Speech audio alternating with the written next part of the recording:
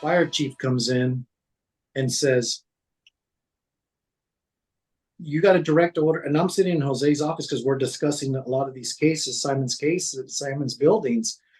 And then the city manager wanted him to take down some facade that he had put up, and it was like stainless steel or sheet metal, but Jose found it on the approved set of plans that they were going to use that material. So Jose goes, no, you can't force him to take it down. We already got in the set of approved plans and everybody signed off on it. And the city attorney goes, well, go ahead and tell him to take it down. Something about we made a mistake or we got the powers to pull it back. Something like that. And I told Jose, man, this is not right. So the chief walks in, fire chief walks in and says, and he looks over at me like, you're in here. And he looks over and points to Jose and says, as of right now, Simon gets no inspections and no more permits.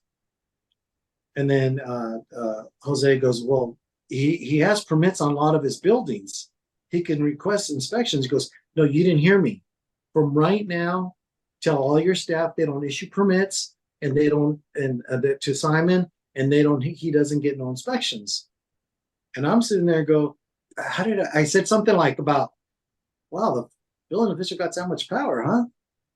And Jose goes, Chief Sell, he has the right to do inspections. He's the owner of permits, these buildings. He goes, you didn't hear me. It's a direct, I don't think he said a direct order, but he's coming from up on top that he's not to get inspections. And goes, and tell your staff he does not issue permits no more or inspections. And Jose goes, well, what if he has another building on the east end of town and he's going to fix that up? And he goes, no permits, no inspections. And he walks out. And I went like, hey, Jose, do you got a magic wand back there that says the building official has that much power to deny people? And then I go, where is it in your CBO that you got that power? And then he goes, no, man. He goes, I'm done with this. He goes, this place is toxic.